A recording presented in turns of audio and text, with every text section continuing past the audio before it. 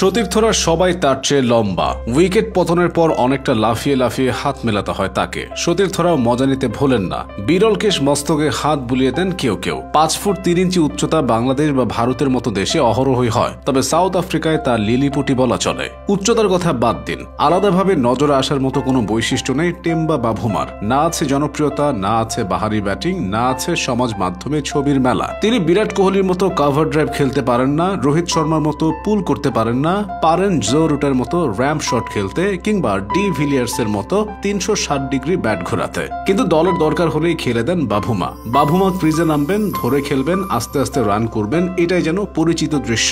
বাভুমার আছে শুধু ক্রিকেটের প্রতি অগাধ ভালোবাসা। কেউ যদি তাকে বলেন সারাদিন ব্যাটিং করে যেতে, তিনি সানন্দে তা করবেন। কেউ যদি বলেন শুধু ক্রিকেট নিয়ে ভাবতে, সেটাই করবেন। ক্রিকেট দক্ষিণ আফ্রিকায় মূলত শ্বেতাঙ্গদেরই খেলা, তবে বর্ণ বৈষম্যের কারণে বছরের পর বছর ক্রিকেট দুনিয়া থেকে নিষিদ্ধ থাকা দলটির একাদশে নির্দিষ্ট সংখ্যক কৃষ্ণাঙ্গকে খেলাতেই হয়।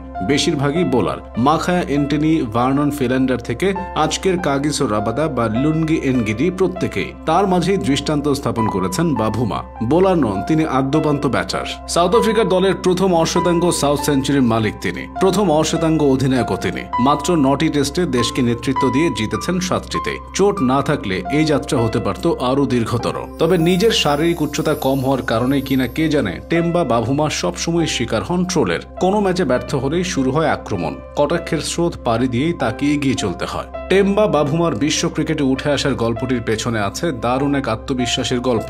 2001 সালে তিনি সবে 11 বছরের কিশোর। আজ থেকে 15 বছর পর নিজেকে কোথায় দেখতে চাও স্কুলে এই রচনায় বাভুমা লেখেন জাতীয় দলের ক্রিকেটার হওয়ার বাসনার কথা। তিনি লিখেন, আমি 15 বছর পর নিজেকে দেখি নিজের স্যুটটি পরে প্রেসিডেন্ট এমবেকির সঙ্গে করমর্দন করতে। সে আমাকে অভিবাদন জানাবে দক্ষিণ আফ্রিকা ক্রিকেট দলকে প্রতিনিধিত্ব করতে পেরেছি বলে। 6ষ্ঠ শ্রেণী পড়ুয়া সে লেখা মুগ্ধ করে শিক্ষকদের। সেটি স্থান পায় স্কুল ম্যাগাজিনে। সেই রচনাটি লেখার ঠিক 15 বছর পরে বাভুমার সত্যি সত্যি জাতীয় দলের সদস্য। 2016 সালে প্রথম কৃষ্ণাঙ্গ প্রোটিয়া হিসেবে তুলে নেন শতক। দক্ষিণ আফ্রিকার কেপটাউনের লাঙ্গা এলাকা থেকে উঠে এসেছেন বাভুমা। লাঙ্গায় মূলত কৃষ্ণাঙ্গদেরই বসবাস। 19 শতকের শুরুর দিকে ব্রিটিশরা লাঙ্গায় এসে থাকতে শুরু করে। লাঙ্গায় আমদানি করে ক্রিকেট। স্থানীয়দের মধ্যে দ্রুতই জনপ্রিয় হয়ে যায় খেলাটি। বেশিরভাগেরই পছন্দ ছিল বোলিং। এজন্য ধীরে ধীরে লাঙ্গা থেকে একের পর এক বোলার উঠে আসতে থাকে, কিন্তু ব্যাটার উঠে আসছিল না। সেই অভাব মেটান বাভুমা। নেপথ্যে ছিলেন তার 2 চাচা। ছোট থেকেই বাভুমাকে ক্রিকেট শেখাতেন তারা। মাত্র 4 বছর বয়সে ব্যাট হাতে ধরতে শিখে গিয়েছিলেন বাভুমা। ওই বয়সে ক্লান্তিহীনভাবে সারা দিন ব্যাটিং করতেন। হাঁপিয়ে পড়তেন তার চাচারাও, কিন্তু ছোট্ট বাভুমার মধ্যে ক্লান্তির কোনো ছাপ দেখা যেত না। লড়াই করার জেদটা তখন থেকেই তৈরি হয়ে গিয়েছিল।